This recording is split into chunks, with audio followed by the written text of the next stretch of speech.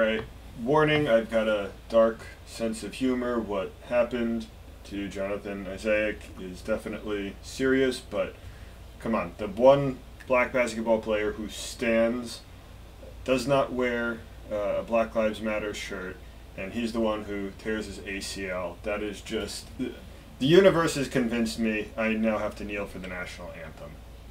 I mean, I have another way of saying it. I could say that Orlando lost its magic. Eh? Yeah. Eh? I guess they have. All right, dark humor aside, Jonathan Isaac tearing the ACL in his left knee, and basically, I would say, largely ending a lot of the magic that Orlando had coming into the bubble. No pun intended on this one this time. It's a stark reminder that just because we're beating back the coronavirus does not mean we have otherworldly issues that a normal sports season would have, that we don't have to worry about them anymore. Yeah. They're still present. Yeah, it's really sad, definitely, what happens when you get something like this. He's a former first-round, number 6 overall pick, and while he wasn't getting big-time minutes, he was getting, well, he was starting to get some more stuff. His rookie year, he had like 20 minutes, and he's up to like about 27, 28 minutes. There was talk of even the Magic pursuing a long-term deal with him in the offseason, and that's now in jeopardy because they don't know how he'll fare after rehab. Yeah, he seems like a young guy, but you hate to see that stuff happen. I mean, we saw that with Derrick Rose. He was like the youngest NBA MVP, leading the Bulls, and then he tore his, it might have even been his ACL, in a useless game. They were blowing out the 76ers in, and he went down. 76ers, I believe, ended up beating them then. And they were the number 1 team by far. It looked like they were going to win the championship. But, yeah, it's tough. Rose hasn't been the same player since. He's been a little bit better. But, yeah, it's really sad to see someone like Jonathan go down like that. I mean, even look in other sports this week, Shohei Ohtani, after his first year pitching after having to go under the knife for Tommy John surgery, he's looked atrocious. Yeah, 7 runs in 1 2/3 innings, although his second start, those 2 runs that shouldn't have happened. That should have been a strike to end the inning. But regardless, he's looked terrible. Yeah. Well, you know who else has looked really terrible, especially in the first inning? James Paxton. Oof. Yeah. Yeah. I don't know what is with him in that first inning, but he just can't.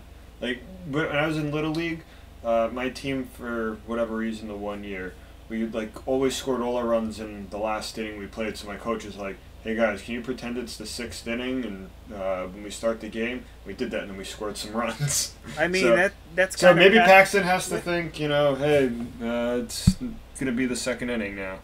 Just remind him it's August, and that's when he's supposed to go 12-0. Yeah. You know who hasn't been cold, and has just been completely unstoppable, and that's Aaron Judge. Oh, I thought you were going to say Cole hasn't been cold.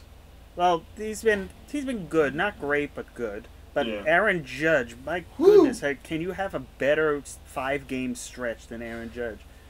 Well, you can. 6 home runs, 5 in 5 games. Each home run either gives the Yankees the lead or ties the game. I mean, it makes you. I always say this, that Judge has never had a fully healthy season. Obviously, yet last year he was one of the many victims of the Yankees. 2018 he was plunked and sent to the disabled list. Even in 2017 when he was hit 51 home runs? 52, something like that. He was banged up for much of July and August. It was from the home run derby. Yeah. And hit like 5 home runs in that stretch, and then they gave him a cortisone shot, and he had another 15 in September. If Aaron Judge can ever put a stretch of a season where he's fully healthy, and he's not banged up at any point, could he easily clear 70 home runs just naturally, not even trying, just naturally hit 70 home runs? I think he probably could. The one thing though he has to do, and Stanton has to stop doing it as well, is swinging at these low outside pitches with 2 strikes. It kills me every time they're striking out on that same pitch. It's atrocious. It kills me. Well, maybe they won't throw it if they can get Gleyber Torres back against in his Oriole killing shape. And yeah, he did not do well against the Orioles. Or this season for that matter. That he's looked at least bad. he's, I think, doing a little bit better than Gary Sanchez, because he's been a bit of a dud. Well, the last game he had some good key hits, but yeah, it seems like Gary Sanchez and Brett Gardner are the last 2 guys on the Yankees starting lineup not to get a hit. That they are starting to warm up again, and hopefully them warming up helps Gleyber Torres, and by extension the other Yankees in the lineup. Now, the Yankees are playing today against a team that has not played at all in a week. yeah. And that is the Philadelphia Phillies. They are finally out of quarantine hell, and now they're going into the hell that is Aaron Judge and Garrett Cole. Yeah, as of recording now, it's the top of the 1st inning here Monday. Yeah, they're going to play. They were going to play a 4-game home and home series. That is now a 1 game at Yankee Stadium. Tuesday canceled because of Hurricane Isaias, Tropical Storm Isaias. And then Wednesday they'll play a doubleheader where the first game the Yankees will be the home team, and then it will be the Phillies as the home team. These brand new 7-inning doubleheaders. Ugh, don't get me started on that. Whatever it takes to get through the season, just get it through the season, and then never more. I know. It's just some minor league garbage. Not even minor league garbage. No, no one's ever done. It's little league garbage. Yeah, it's little league. It's Babe Ruth league. Yeah. But the Phillies, the good news is it was originally reported that they had 3 positive tests. It later turned out that it was 2 of those tests were false positives, and based on the timing of when that 3rd person got it, none of whom were on the roster, by the way. These are all personnel, not players. That they do not think it is related to the Marlins situation, with them having 18 players and 2 personnel testing positive. So it's a good sign that it did not spread from the Marlins to the Phillies. And the Marlins are expected to begin play. Well, they were expected to begin. I think it was in. Do you remember? I forget. Was it supposed to be in Baltimore or in Miami that they were supposed to start playing? They're supposed to be in Miami. Good, because they wouldn't be starting tomorrow if it was in Baltimore. Yeah. But they'll start play. They've had a flurry of roster moves. They haven't really said who is being sidelined with the virus, but some of these moves you can get an idea. Catcher Ryan Revarnley, that leads me to believe at least one catcher on their team has been knocked down. They have pitchers left and right: Jordan Yamamoto, Josh D. Smith, Josh A. Smith. Funny coincidence. And some prospects and guys coming off the injured list: Lewis Brinson, Monty Harrison, Jorge Guzman. So it looks like a ton of pitchers, a couple outfielders, and at least one catcher on the Marlins. Although we won't really get an idea until they officially place players on the what's not the COVID-19 injured list, but we're not telling you they have COVID-19, but because of all these guys going, you can infer that these guys have COVID-19. I find it silly that you can't disclose the names, but you have to disclose that they're being put on the injured list for an undisclosed reason that's basically screaming they have COVID. Well, if just to transition to hockey for a quick second and back to baseball, the New York Rangers have had Henrik Lundqvist in net these first 2 games, which they've lost. But the starting goalie was supposed to be a rookie sensation and heir to Lundqvist's throne, Igor Shesterkin. He's been deemed unfit to play, but he's been in the stands watching, so it's an injury, but so he's not positive for COVID, but he's deemed unfit to play. So, yeah. And that would be there is some hope that it's not that, but well, that would be important because I know last week the NHL said they had 0 positive tests. They still have 0. Yeah, so that would be a big deal if the last holdout was it. But other Marlins news is statements from both President of Baseball Derek Jeter and manager John Mattingly pushing back on the widespread report that the Marlins players engaged in reckless activity and risky behaviors away from the ballpark, such as party gatherings, going out while they were playing their exhibition games in Atlanta, and the biggest one, making their own decision to take the field against the Phillies after the first couple players tested positive, as opposed to informing the league and consulting with medical experts on what to do. Jeter stating that he says that the organization simply played a scheduled game and noted that the league and opposing team had full knowledge of the testing results. And this is coming into a big deal, especially because of reports out of the Cardinals that the Cardinals went out gambling a few days before the first player tested positive there. Now that's getting pushed back as well from the I think they're up to like 16 to 8, maybe even 18 players. 13 Yeah, members. as much as anywhere between 8 and 13 I've hearing. Their series against the Tigers has all but been canceled. The Field of Dreams game has been canceled for August 13th. John Heyman has indeed confirmed there are 13 total cases in the Cardinals system, 7 players and 6 staff members. So that it's coming out that if there's one, there'll be many. But the one silver lining I could see here is that the Phillies did not get any. The White Sox, I believe, was the team that the Cardinals played before, whichever team that they were supposed to play, or that they did play before, did not get any cases.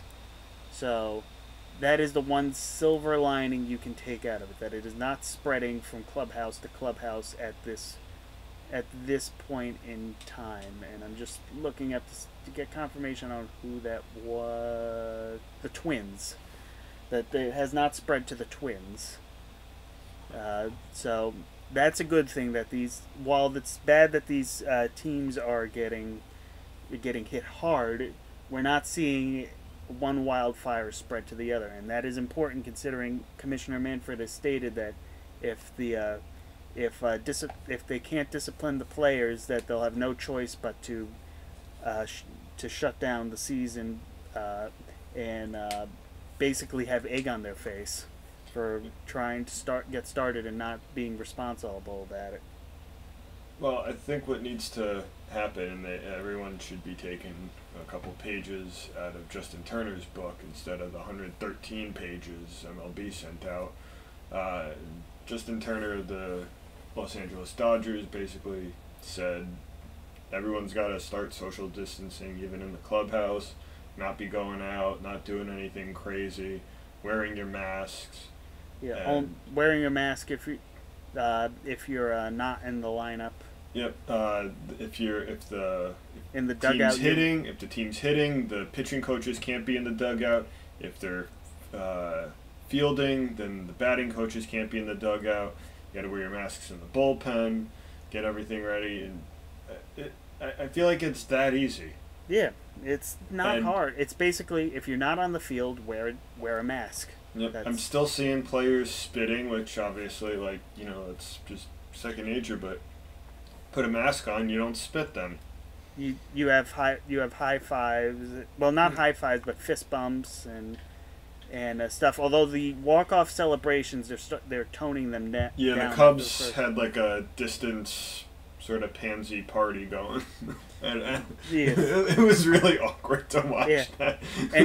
And Trevor Bauer, after his complete game, his 7-inning complete game, should have had this weird what would you even call that? What he did, the like the fish move. Where I guess it was just.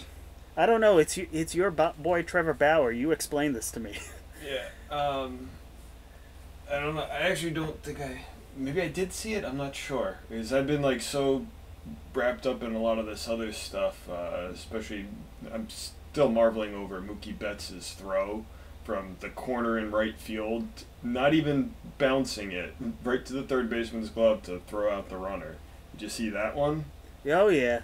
There's no way I didn't see that one. Yeah. But then he went and hurt his finger. Luckily, I guess it's the left one. Yeah, his he's day to day, so they've avoided the worst. He should be fine. Kershaw's back. But I think the biggest story for the Dodgers is Joe Kelly. And boy, does he deserve his suspension. Or depending on who you ask, deserves the key to the city. Yeah, big internet guy now. John Boy is a big Yankees fan. He gained popularity really last year with the whole Yankees Savages thing. He does like a lot of the lip reading things. You usually agree with most of the things he says, but this time he's like now promoting T-shirts for free Joe Kelly and all this stuff. And honestly, he totally deserves his suspension. Say what you want, 8 games translates to 22 in a 162 game season, blah, blah, blah, blah, blah. He's a reliever. He's a pitcher. He's not going to be going every day like a regular like third baseman or a left fielder would be playing. He's a reliever. There's other relievers to deal with that stuff. He's really They also cited his incident with Tyler Austin back in 2018 as a reason why his suspension is so big. Repeat offender. He wasn't even on the Dodgers back in 2017. Yeah. He was on the 2018 Red Sox that cheated the Dodgers out of the World Series. Yeah, but play devil's advocate here, and the reason why the internet is divided, his 8-game suspension is more than any player on the Astros roster has gotten for the sign stealing scandal. That 8 games more than 0. And granted, now MLB has put in a protocol saying that from this point on, if there's a sign stealing scandal on any team, that players are fair game for suspension. That they're not getting this immunity deal like the commissioner negotiated with the Astros and Red Sox. That it is fair game. That if it's proven that a team is cheating, that players will be suspended and or banned from baseball, depending on the severity. But still, as much as I say that the Astros should deserve to be punished, this is not the year to do it. Do it next year. One, it's not the year to do it, and also now, don't get me wrong, I would love to throw a pitch at like Altuve or Bregman or whatever and be like, yeah, suck it, but you don't do it when you've been wild. You're down in the count 3-0 and a 96-mile-an-hour fastball to the head. That's not how you do that. You throw like an 85-mile-an-hour changeup or something at the guy's back on the first pitch or something like that. Yeah. You don't go headhunting when you're behind in the count. That's wrong. He gives Joe's a bad name. He deserves his suspension. I don't know if Dave Roberts really deserved the suspension, but I mean, it was one game, but still, it's sort of, I don't know. But I guess Roberts should have been more in control and said, hey, this isn't like what we're doing. And besides, some of the players they're getting divine retribution, if you will. Altuve's hitting a horrendous 158, struck out 10 times over 8 games for the first time in his career. Bregman's hitting 211. Springer's hitting 182. So I guess you can say without the trash can that they've forgotten how to hit. Yeah, well, what was it? The announcer for that game, for the Dodgers Astros game, he basically said, for Altuve, he's like, it's harder to guess than it is to know. Yeah. You know what? Yeah, go ahead. No, I was going to say, despite some of those troubles, I mean, the Astros are tied for first place in a tight West. I mean, we're still only like 9 games in for most of the teams. Other teams have only played 3 games. Marlins. But Orioles are leading that wild card right now. Not the wild card. They're leading the second place. Remember, the top two teams get in. Yeah. So early on they're guaranteed a spot. But there's some similarly. The Blue Jays have gotten bitten twice by the extra inning rule. You have the Cincinnati Reds have got really killed by a surprising Detroit team that's 5-5, along with basically three teams are in the AL Central are 5-4 or 5-5 right now, which is hilarious. We also talk about the Padres with a league leading 59 runs scored. Don't sleep. I told you, don't sleep on the Padres. Yeah, I mean it's completely. I mean, we've known for the last couple of years they've had a good team.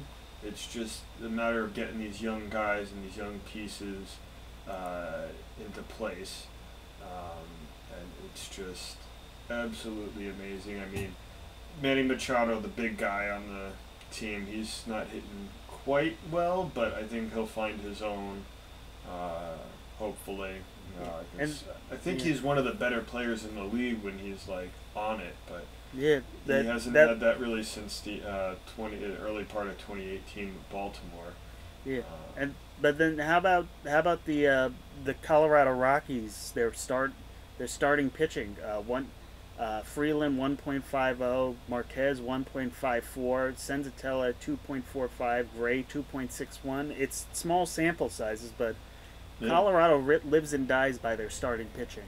And that's been the death of them the last couple times they've been in the playoffs. Yeah, and getting off to a 6-2 record to start the season is a good head of steam for them, considering that they have to if they get into the postseason, they have to fend off the Dodgers and the Padres. Yeah, I mean, Nolan Arenado hasn't had the type of season he normally has offensively, but I mean, defensively, I mean, he's still probably the best third baseman in the league. Maybe even just fielding in general, because the things he does is just worthy of all the Gold Gloves. Yeah, and now let's talk about the biggest disappointment that I feel in baseball right now, and that is the New York Mets. Oh boy, the New York Mets. First of all, that bullpen has been very atrocious. Never mind Edwin Diaz and blowing his second appearance against the Braves, and then exacerbating the loss against the Red Sox. But Seth Lugo and Dylan Betances have not looked great. Rick Porcello has been terrible. Well, Rick Porcello didn't even deserve his Cy Young that he won with the Red Sox that year. I didn't expect anything from him with the Mets anyway. No, and then the icing on the cake, yet the other day, Yoenis Cespedes had said that he would be opting out of the season. He did so by not reporting to the game, having to have the team send security out to find him, and when he did not show up in his hotel room, having to call his agent, and his agent saying, "Oh yeah, he opted out. He opted out of the season." Yeah, that's pretty low life. Yeah, it just is you know the saying that you either die the hero or live long enough to be the villain. I think that describes Cespedes' tenure in New York, being the hero that sent them to the World Series, and then just getting constantly injured, and then finally this just well, I mean, we talked about it when we had the radio show with Cespedes, because who did he originally sign with? The A's, I think it was? He was originally with the A's, then was traded to Boston in that bizarre deal with John Lester, then was traded again to Detroit, and then finally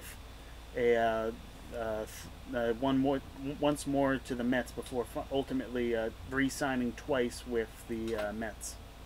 Yeah, I think we talked about that first time. It was more of like a contract issue, right? What he had, but clearly it's got to be something else. He's got to be not a very good clubhouse guy, or something about his aura has to be off that he's just causing. I mean, he's not the reason the Mets are terrible. I mean, they're the Mets. Yeah, it's the Mets. They will find a way to be terrible. Yeah, it's like my New York Jets. I've given up on football because the Jets are so terrible. So Cespedes is just, he had that one home run in that first game against the Braves, and then that was pretty much it. The Mets really haven't had anything. Although Robinson Cano's got a 375 average apparently. Yeah, but Cespedes now will look for a contract at going into his age 35 season with a batting line of 28 home runs and 127 hits in his last 127 games spread out over 4 years. Yikes. I can't see him getting more than a 1-year contract, maybe not even guaranteed. Yeah, it doesn't look very good for him. No. I think I'd say only the Mets would sign him, but he's already on the Mets. Yeah, and if anything, him opting out now puts a clearer path out for Dominic Smith and J.D. Davis to have more consistent playing time. Now, Davis can go in left, Smith can be the regular DH, and McNeil can be the everyday third baseman. Nope, my dad is screaming. It sounds like someone hit a home run for the Yankees. Let's see. Yeah, LeMahieu hits a home run. Yeah, and so that's the update. Bottom of the second, Yankees 1, Phillies 0. Yep. And I guess a few other things as we're entering the tail end of our program. I want to really talk about, considering opt-out, I was looking over the NFL, seeing how they've had a lot of people opting out. Total of over 50 players, mostly linemen who are classified as higher risk. The Patriots lead the NFL with 8 players opting out, but I came across this, and that is that the NFL wants to try to get a cutoff for when players can opt out. The NFL wants to schedule this Wednesday is the cutoff date, but it could reopen a little longer, and that strikes me as not the right thing, because look at it. We consider NFL and the NBA as 1 and 2 the hardest sports that could come back from this year because of the virus, based on how much physical contact is put in. The NBA because of the basketball, and the NFL because, well, it's a sport that literally requires you to touch people. Take that as you will, but boil it down. You have to touch people and move the ball. Okay. Moving on. Yeah, innuendo aside. Contrast that with baseball, which is allowing not only players to opt out at any point in the season, but is also allowing them to opt back in. Look at Nick Markakis. No, actually, one of the things about with Cespedes, though, about opting out, though, he sort of had like a weird restructure clause thing that like made it like if he didn't start the season on the injured list or whatever it was, he'd get his money. But now that he's opting out, does he not get his money now? Nope. Yep. Mets are off the hook. Okay. They just paid him whatever they prorated for the time that he played, and that's it. He's not an at-risk player. But again, that's what it is. That the NFL is allowing players to opt out, but not opt out, not back in, and after a certain point, they're saying you're stuck. You got to play the season, man. See, I don't think that's right, because right now we're seeing baseball's having trouble only on opening weekend. Basketball and hockey's just had opening weekend. I mean, their bubbles have been a little bit more tight-knit than baseball, where they're moving around from city to city. There are 2 NFL head coaches that have come up with the virus. Yeah. So, and like we said, football, you're tackling each other and jumping on top of each other. You're all over each other, and you don't know how this is going to unfold, especially if you're saying it's going to be for Wednesday to opt it out. That's way too early. The season hasn't even been close to starting yet. Yeah. You can't be doing that, because like we've seen through these last several months of this horrid 2020, that this virus changes fast. It gets people really hard. Sometimes it doesn't. Sometimes there's false positives, false negatives, inconclusives. Yeah, we didn't even talk about in MLB Eduardo Rodriguez, who got COVID-19 out for the season because he developed heart inflammation because of the virus. Yeah. That you don't know, and we're going back to way further back with Freddie Freeman having a 104 fever. That it hits some people harder than others, and that can cause other people to say, I don't want to be a part of this anymore. Look at Nick Markakis initially opting out, Lorenzo Cain opting out after the Cardinals positives. That the NFL should allow players to opt out if they feel like they are no longer safe. It shouldn't be, well, I got to make a decision now, and if I decide to opt in, I'm stuck with whatever it is. Will be it. I could see players strike if players say I don't want to play anymore, and they say you have to play. Remember, it was a very contentious process getting towards the current labor deal that they just acquired before this season. So one of the things though that raises a couple red flags though, especially with the NFL, is tanking. You mentioned that the Patriots sort of had a lot of players opt out. And my dad even said it, and he's like, I guess the Patriots are going to tank this year, lose all their players, and then get the number one pick. And while the number one pick isn't always what you hope he is, more times than not, you get really good players in those like top 10 or so picks. Not all of them are all-stars and Hall of Famers, but you get good things out of them for the most part. And I think if you're losing too many of these high-profile players, it's going to affect certain things. So I guess you have to see. I mean, Odell Beckham Jr., the drama llama diva he is, he said he doesn't feel safe, but he's still going to play anyway. I mean,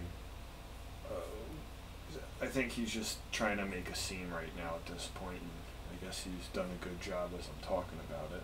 Yeah. For the interest of corrections, that players who have a family member becomes sick with the virus can opt out from the NFL season, but that's still not the main point. That they should be allowed to opt out if they feel uncomfortable with the thing. And I guess we've talked about a bunch of negative stuff aside from the unstoppable judge. So I'd say, unless you have anything else, let's end on the one very good news in sports and the NFL and football. Well, I've got a couple things on hockey and basketball. Yeah, then you go first. Okay. So I was able to watch the Celtics game Friday night. I was super excited for it. My girlfriend's Irish, so I posted on the chat group.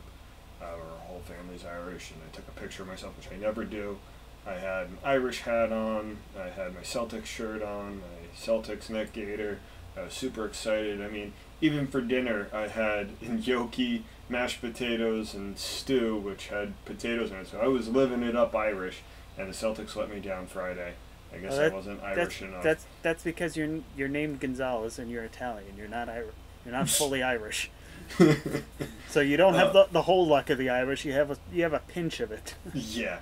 So the Celtics were just they were flat. I mean, Jason Tatum shot like 2 for 18 in Friday's game. He was just awful. It was horrible watching this. At some point, I was just sort of like, I mean, these aren't do or die games. The Celtics are basically guaranteed a spot in the playoffs. It's just a matter of their seeding, which they should keep their 3rd, 4th seed, whatever they are right now.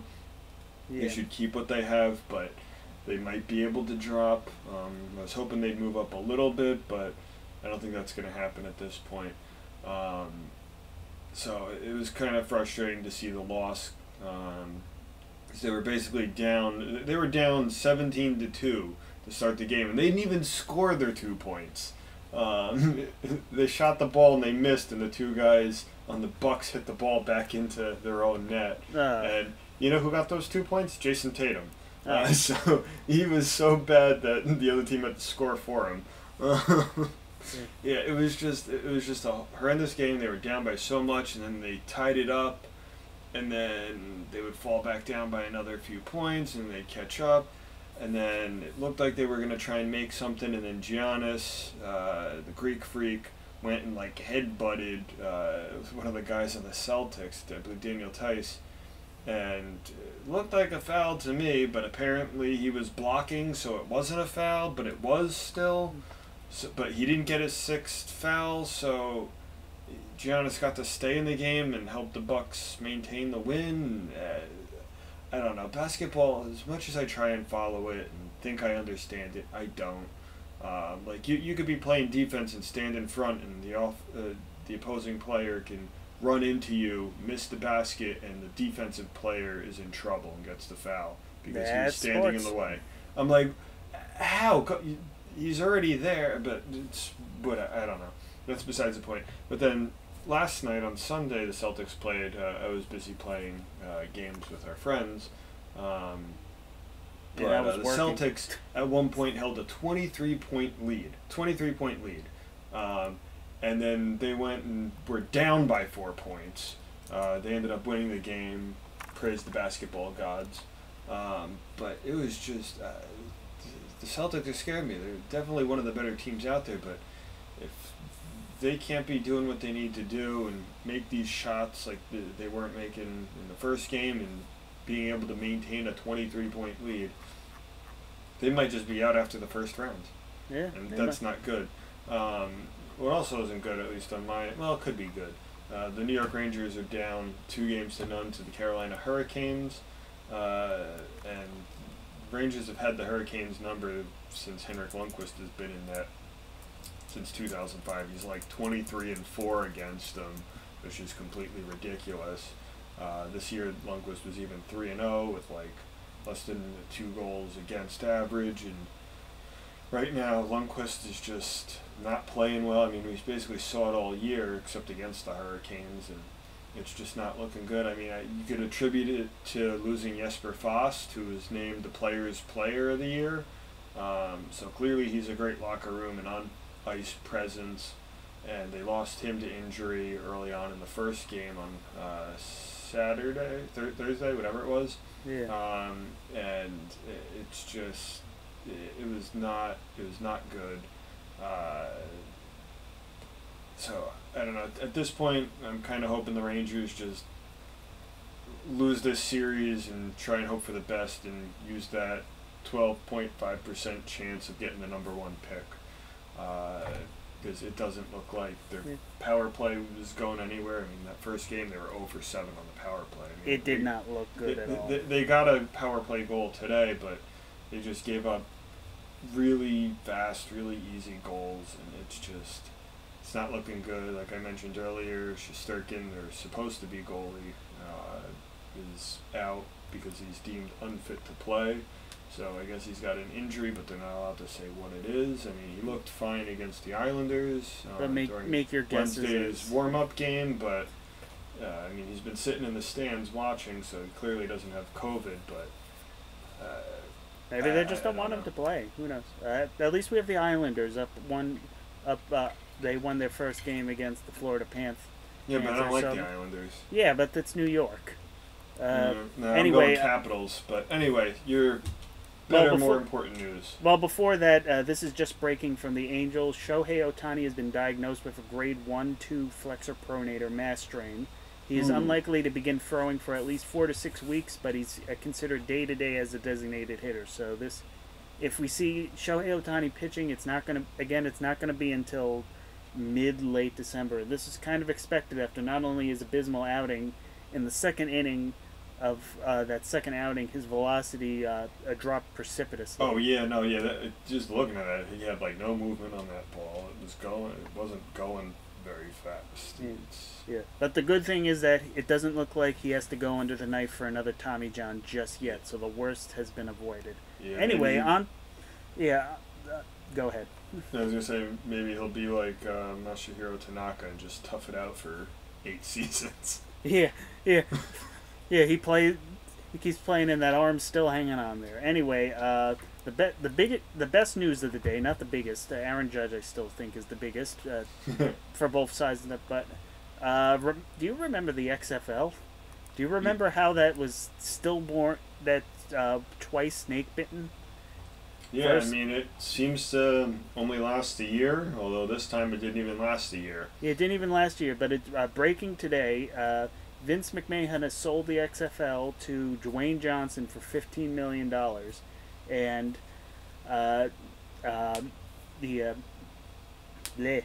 Dwayne has stated, quote, "With pride and gratitude for all that I've built with my own two hands, I plan to apply these calluses to the XFL and look forward to creating something special for the players, fans, and everyone involved for the love in football." So the XFL, which was off to a good start in 2020 before the coronavirus forced it to be stillborn, and then have the commissioner and other executives suing McMahon for lack of pay.